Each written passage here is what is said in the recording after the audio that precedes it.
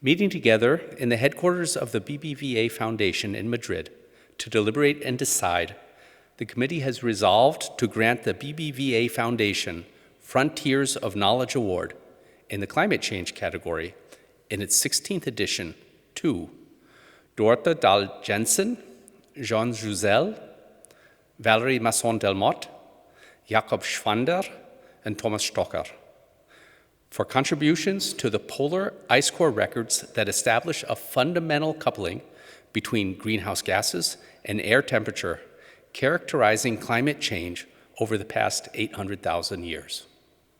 These records, from the thickest and oldest ice deposits on the planet in Antarctica and Greenland, show that changes in atmospheric concentrations of greenhouse gases, including carbon dioxide and methane, are accompanied by systematic changes in ambient air temperature across the globe.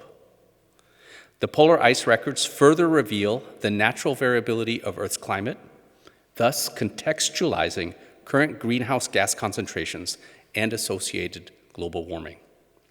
A signature finding from the ice core record is that over the past 800,000 years, greenhouse gas concentrations, due to natural variability, have never reached the atmospheric levels seen today.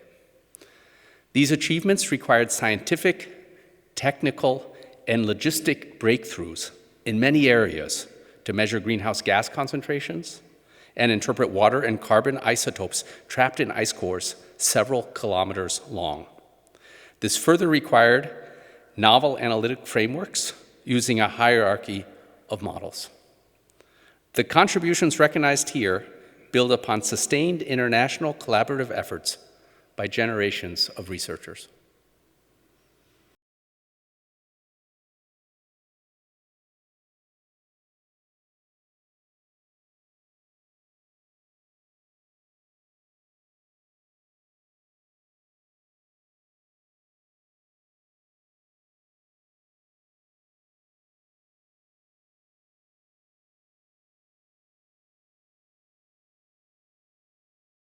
What has your research on ice cores in Greenland revealed about the relation between greenhouse gases and air temperatures that characterize climate change?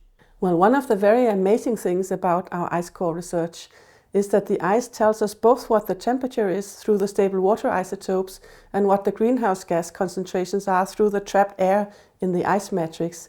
We see that the temperature increases first and the CO2 follows. But we also know that when the temperature increases, the temperature of the ocean warms and it releases CO2 through the atmosphere. And then we see it's a positive feedback mechanism that the increasing CO2 gets the temperature to rise more, which gets the CO2 to rise. And in that way, we get the warming we observed in the past. And on the basis of your research, how severe could the impact of sea level rise be due to the current global warming provoked by human activity? At the moment, we have a global mean sea level rise of 3.5 millimeters per year, where most of it is coming from the Arctic ice, both the Greenland ice sheet and the smaller ice caps in the north.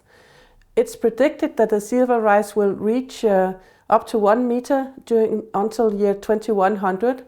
But we also know that if we see some of the severe instabilities we've had in the past, we learn from the ice cores, maybe the sea level rise can be up to 1.7 meters before we reach year 2100. This is something that really will impact life many places on Earth. Are we in time to prevent the worst scenarios of climate change? And if so, what measures do you think must be implemented to confront this global challenge? Well, I would say we have to be in time because this is where we are, and we can do a lot to stop releasing greenhouse gases into the atmosphere. So I think that's the first, that we need to stop emitting greenhouse gases, stop using fossil fuel, and use green energy. Are we in time? Yes, we are in time. And but if we wait, the consequences will be more severe because the greenhouse gas is still warming our world, and it will do so the next 100 years, even if we don't emit more. So we will get a further warming, even though we don't emit greenhouse gases. So it is now we have to start reacting and decrease our use of fossil fuels.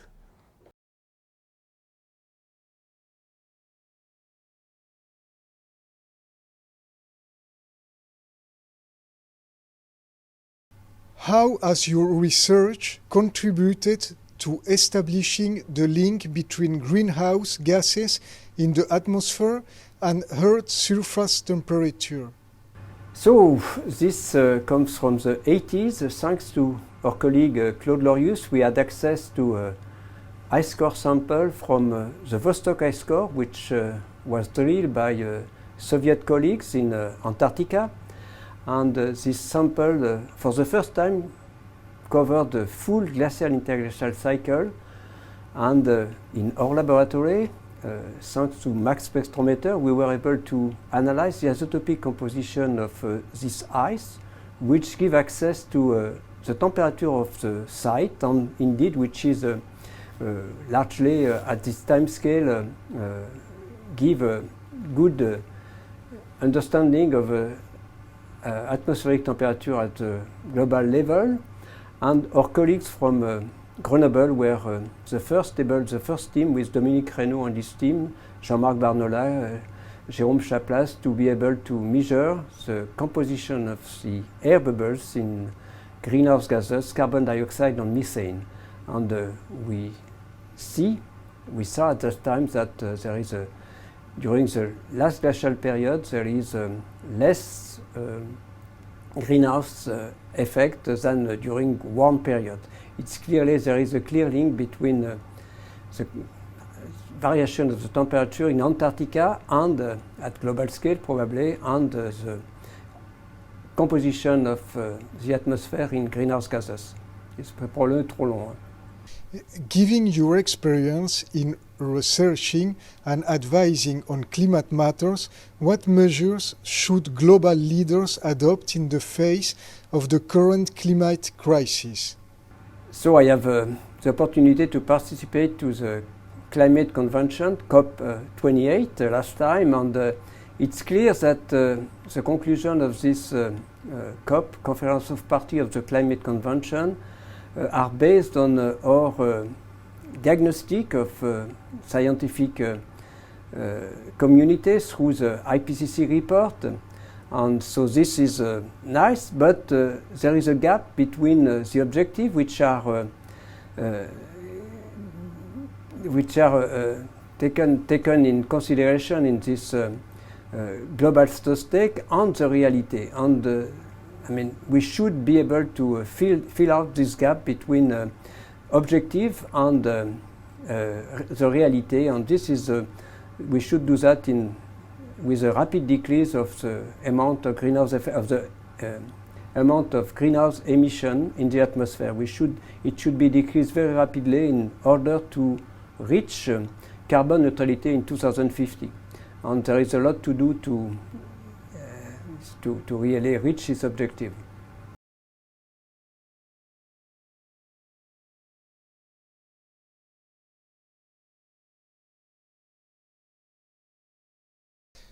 What has been your contribution to the study of ice cores as a means to understand the climates of the past and predict their evolution into the future? I've worked on ice cores from Greenland and Antarctica, spanning up to 800,000 years, in particular to quantify past changes in polar temperature, to understand the mechanisms of polar amplification, and to test the skills of climate models also used to project future changes. What does your research predict will happen in Antarctica by 2070 under pessimistic and optimistic climate scenarios? And what would be its impact on the rest of the world? What really matters is that what happens in the rest of the world affects polar regions, including Antarctica, through greenhouse gases and their consequences. And what happens in polar regions affects the rest of the world, in particular through sea level rise. So we have combined insights from ice cores about the past state of the Antarctic ice sheet for different levels of global warming with climate projections in order to depict very contrasted futures. If global warming is limited by sharply reducing greenhouse gas emissions, we could avoid major changes in the Antarctic region. However, if greenhouse gas emissions are stable or continue to increase, then we expect major changes, and by 2070, the risk of irreversible consequences, in particular from the flow of the Antarctic ice sheet, committing sea level to rise by several meters over several centuries. Are we in time to prevent the worst impact of climate change? And if so, what measures do you think must be implemented to confront this global challenge? We still have a capacity to act, we have agency, but there is urgency to implement climate action in three main directions. The first one is to act on the cause of global warming, which means implementing all the solutions to reduce greenhouse gas emissions as fast as possible. And there are technological solutions, solutions based on nature, and of course, solutions based on sufficiency and lifestyle changes. We also have to adapt to a changing climate by anticipation, not just by reacting to what has already happened, but building on what we know of what will be future changes so as to limit the consequences. And finally, we need to support those most vulnerable who have the least capacity to act. And amongst that, I would like to insist on one enabler, which is enhancing climate literacy, including knowledge we have from ice core science.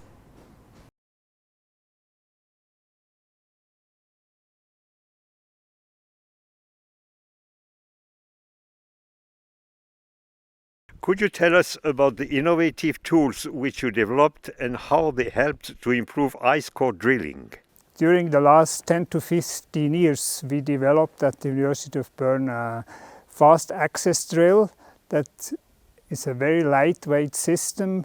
It drills a hole of only 20 millimeters diameter, and ultimately we should be able to reach a bottom of an ice sheet 3 kilometers thick within 2 or 3 weeks. In this hole we can lower a logger that measures temperature and dust in the ice, among other things.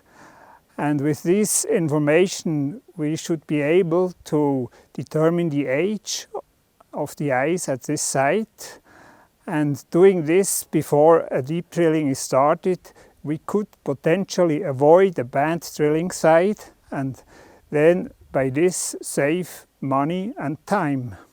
What have these technological innovations contributed to our understanding of climate change in the past and the present?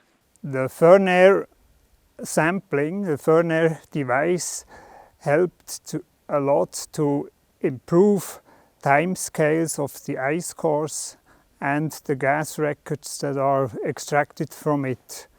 It helped to understand better the connection and the synchronization between Greenland and Antarctica, and north-south, and by this to understand the climate system in general, the ocean circulations, the temperature changes in the south and in the north.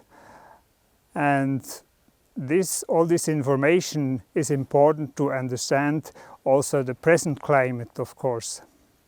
Are we in time to prevent the worst scenarios of climate change?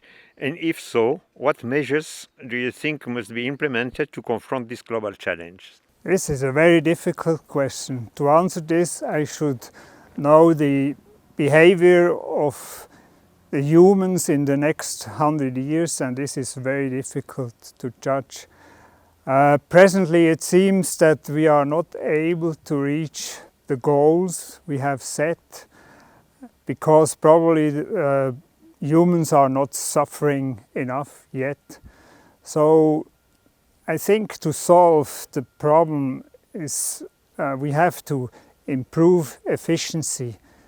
We can learn a lot from nature. Nature is very efficient in using resources and recycling and in the use of energy. So I think efficiency is the most important that we should improve.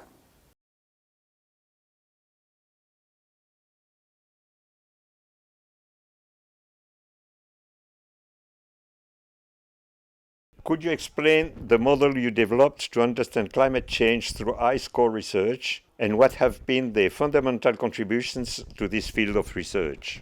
We have developed a range of climate models, ranging from very simple conceptual models to models of intermediate complexity.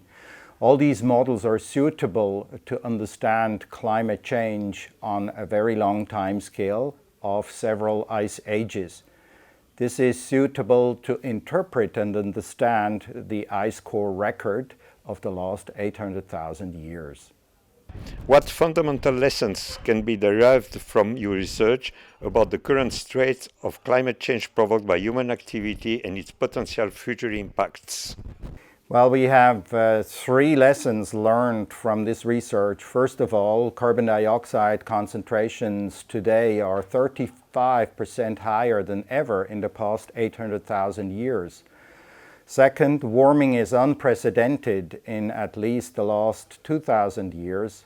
And third, we have learned from polar ice cores that there are instabilities in the climate system, abrupt changes that could actually happen in the future due to the large perturbations that man is inflicting on climate. Are we in time to prevent the worst scenarios of climate change? And if so, what measures do you think must be implemented to confront these global challenges? Looking back on climate change, our ancestors and pioneers already 40 years ago have alerted to the problem of anthropogenic climate change. Time is urgent now to act, and the act must be the reduction of greenhouse gas emissions as urgently as possible in order to keep within the temperature bounds that are given by the Paris Agreement from 2015, which means keeping global mean warming well below 2 degrees Celsius.